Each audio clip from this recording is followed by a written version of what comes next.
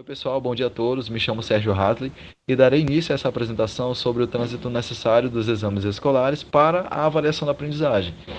Bom, nós sabemos bem que na escola estamos prisioneiros do modelo dos exames escolares. E para transitar para a prática da avaliação da aprendizagem, é importante a gente saber da exigência de uma compreensão teórica e de investimento em novas práticas. Partindo de uma razão histórico-política, nós podemos perceber que tanto dentro da escola como fora dela, ainda vivemos, de certa forma, sob a égide dos exames escolares, ou seja, os exames escolares ainda são amparados e defendidos por muitos profissionais de educação básica, né, e em várias escolas. Essa prática do exame em questão, ela passou a direcionar a prática educativa escolar a partir do momento em que a avaliação da aprendizagem foi ganhando um espaço amplo no processo de ensino. Um exemplo mais visível e explícito que a gente pode citar nesse caso é sobre a prática do terceiro ano do ensino médio, onde todas as atividades que são desenvolvidas pelos professores nesse período, elas vão ficar voltadas para a preparação do aluno ao vestibular, como se fosse uma espécie de treinamento de resolver provas, né, sobre determinados conteúdos que provavelmente estarão na seleção daquele vestibular. E assim vai fazer com que a prática pedagógica fique polarizada por provas e exames. Então, desde o início do ano letivo, o aluno ele tem a sua atenção centrada na promoção lá no final do período escolar, onde ele vai procurar saber como essas notas serão obtidas, como essas notas serão manipuladas, para que ele passe de uma série escolar para outra série. O que vale, né, nesse tradicionalismo é a nota, e não vai importar como e por quais caminhos elas foram obtidas. Elas são operadas e são manipuladas como se nada tivesse a ver com o percurso ativo do personagem e do aluno em si, né, durante todo aquele processo de aprendizagem. E sobre a atenção nas provas, nós podemos destacar uma coisa, que é a utilização delas como um instrumento de ameaça e tortura prévia do aluno, né, pelos professores. Os próprios professores, eles afirmam, chegam a afirmar que utilizar a prova dessa maneira faz com que ela se transforme em um elemento motivador de aprendizagem. E aí a gente pode dar uns exemplos que são os seguintes: quando o professor ele sente que o seu trabalho não está surtindo efeito, ele anuncia aos seus alunos, né? Estudem, caso contrário vocês vão se dar mal na prova, tal. Ou então acontece uma espécie de terrorismo homeopático, que é quando a cada dia que passa, né, a cada dia de aula, o professor ele vai anunciando algumas ameaças, né, assim ameaçando o aluno com esse instrumento avaliativo. Então, essas e outras expressões demonstram quanto o professor utiliza das provas como um fator negativo de motivação. O estudante ele deve se dedicar aos estudos não porque os conteúdos sejam importantes, significativos, prazerosos de serem aprendidos, mas sim porque eles estão ameaçados por uma prova. Então, assim eu finalizo minha fala e agora passo a fala para o Carlos Caécio. Bom dia pessoal, sou o Caécio e vou dar continuidade à apresentação. Bem, segundo Lucchesi, a terminologia avaliação escolar surge em 1930, a partir dos estudos do autor Ralph Taylor, mas na legislação educacional brasileira, o termo surge somente em 1996 com o surgimento da LDB. Antes disso, tudo era exame, ou tudo seguia a lógica da pedagogia do exame. É por isso que o autor vai trazer essa ideia de que ainda estamos aprendendo a avaliar, aprendendo a fazer a avaliação. Os pais, de forma geral, estão voltados para a promoção, com expectativas de boas notas para essa promoção, onde o que importa é que seus filhos tenham notas para serem aprovados. Em reuniões de pais e mestres, os professores vão à reunião para entregar os boletins aos pais e conversar sobre as crianças que estão apresentando problemas. Só que esses problemas, na maior parte das vezes, se referem às baixas notas de aproveitamento, ao baixo rendimento dos alunos. E os pais que os filhos não apresentam notas com baixo rendimento, não têm essa necessidade, não se sentem na necessidade de conversar com os professores. O estabelecimento de ensino está centrado nos resultados das provas e exames. E isso é caracterizado de forma estatística, diante das curvas estatísticas, onde demonstram o quadro global dos alunos no que se refere ao seu processo de promoção ou não das séries de escolaridade. E com base na teoria de Vygotsky, a aprendizagem é um caminho que nos leva de um ponto A para o ponto B. Tudo que acontece nesse percurso é o que entendemos por aprendizagem. Quando vamos aprender algo novo, saímos do primeiro ponto, um ponto inicial que ele vai chamar de nível de desenvolvimento real, aquilo que realmente a gente sabe. E aquilo que a gente quer aprender será chamado por ele como nível de desenvolvimento potencial, é onde podemos chegar. E a aprendizagem ocorre durante esse percurso de um ponto para o outro. Só que a aparência desses quadros estatísticos escondem mais do que a nossa imaginação é capaz de atentar.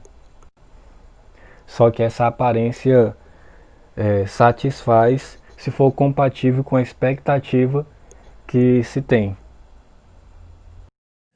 Bom dia a todos, eu me chamo Rian Pedro e eu vou explanar um pouco sobre a questão do sistema social que se contenta com as notas obtidas nos exames.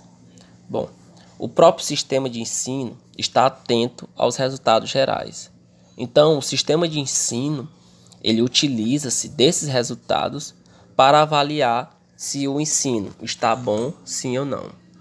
O sistema de ensino utiliza-se das notas, quadros gerais de notas e as curvas de estatísticas para avaliar aquela determinada instituição. Então, eles se utilizam muito da expressão coloca-se o olho, que é simplesmente a instituição que foge dessa normalidade, ou seja, que está abaixo da média. Com isso, essa instituição que está abaixo da média acaba recebendo menos investimentos do que aquela instituição que está acima da média, do que aquela instituição que está tendo bons resultados. Então, isso praticamente é a expressão pedagogia do exame. Então, o que diz essa expressão? Se os alunos estão indo bem nas provas e obtêm boas notas, o resto tudo está bem, né? Então, devemos saber que não é assim que acontece. Mas para o sistema de ensino, tudo está indo bem. Por quê? Porque a escola está tendo bons resultados. Os alunos estão tendo bons resultados. Agora eu vou explanar um pouco sobre os desdobramentos que ocorrem na relação do professor e aluno.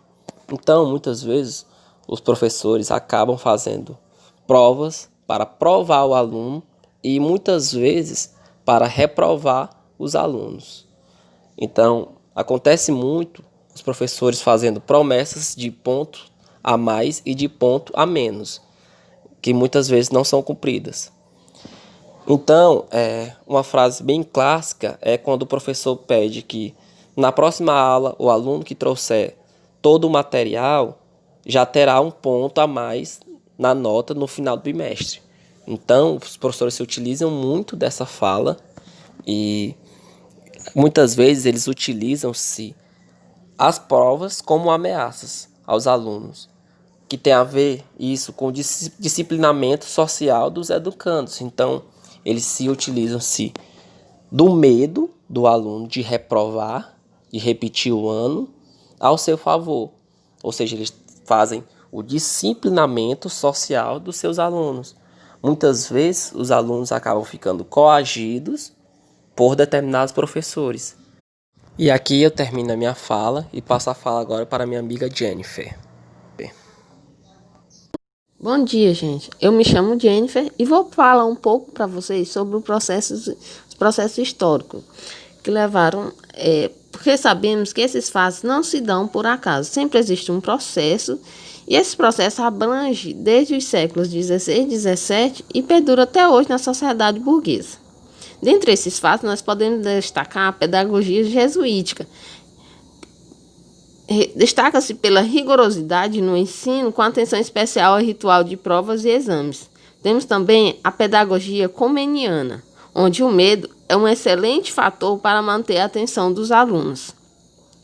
E a sociedade burguesa, que ela tem um poder da pedagogia tradicional aperfeiçoou-se e destaca-se pela seletividade escolar, embora em processo de aperfeiçoamento da formação da personalidade dos educandos. Ao longo da história da educação moderna, a avaliação da aprendizagem formou-se em um fetiche. Mas o que é fetiche? Fetiche, segundo Karl Marx, é uma entidade criada pelo ser humano para atender uma necessidade, mas que se torna independente dele e o domina, universalizando-se. Onde provas e exames, eles são tidos como um fetiche. E no fetiche, podemos observar que a nota domina tudo e é em função dela que vive a prática escolar. A relação professor-aluno passa a ser uma relação entre coisas, as notas. Nós podemos observar que as notas elas sempre serão o objetivo do professor e do aluno. E a aprendizagem, no entanto, ela não é levada em consideração apenas com os resultados. Se o aluno aprendeu ou não, a aprendizagem não é o principal objetivo. Então, gente, bom dia. Eu sou Maria Clara e vou falar sobre algumas consequências do processo de avaliação atual. Entre essas consequências, a gente tem o medo. Então, alguns professores eles vão utilizar o medo como forma de controle social, que vai fazer com que os alunos eles vão obedecer o que for pedido. Maquiavel ele já falava dessa questão de medo, que é mais seguro sentir medo, ser temido, do que ser amado. Pois o amor ele vai sempre romper quando lhes aprouver, enquanto o medo ele vai sendo incutido, alimentado pelo terror do castigo, um sentimento que nunca vai ser abandonado. Dessa forma, uma pessoa que tem medo ela vai ser facilmente controlada. Trazendo aqui para o nosso contexto de avaliação, o aluno com esse medo vai atrapalhar no seu processo de aprendizagem. Então, como o próprio texto diz, o texto que a gente está se referindo, a palavra preocupação, ela vem de a primeira sílaba pré, de previamente, e a ocupação vem de ocupada. Então, o aluno ele vai manter a sua mente ocupada nas questões das notas, se vai ter questão difícil ou não, e esquece realmente de dar atenção ao conteúdo que tem que ser estudado. Além disso, a gente sabe que no processo de ensino-aprendizagem, teve presente a questão dos castigos físicos, a famosa palmatória. Hoje não é mais permitido esse tipo de castigo, mas tem-se o castigo psicológico. Esse castigo psicológico ele se dá através de ameaças que alguns professores fazem, quando eles falam, a prova vai estar difícil, vai ter questões difíceis, então estudem. E isso vai fazer com que o aluno ele vai sempre manter esse sentimento de medo. Entre algumas consequências também da pedagogia do exame, a gente tem 3 categorias: a pedagógica, psicológica e sociológica. A consequência pedagógica, ela não vai auxiliar no processo de aprendizagem do aluno, porque ela vai focar nos exames, ela vai focar nos números, nos resultados. E o processo de ensino-aprendizagem do aluno ele vai ficar precarizado nesse ponto. A consequência psicológica vai ocorrer através da padronização do autocontrole dos alunos. A gente sabe que o ensino ele tem um grande poder de influência, tanto na personalidade como na forma de comportamento do aluno. E essa pedagogia de exame, ela acaba deixando o aluno submisso, sem saber se é um ser pensante ou um ser crítico. E a consequência sociológica, ela se dá através de seletividade social. Como seria isso? As formas de aprovação ou reprovação vai ajudar os alunos que conseguem ter notas melhores, independente de como eles conseguem isso, sendo pescando ou sendo realmente estudando. Então, aqui a gente encerra a nossa apresentação e a gente agradece a atenção de todos.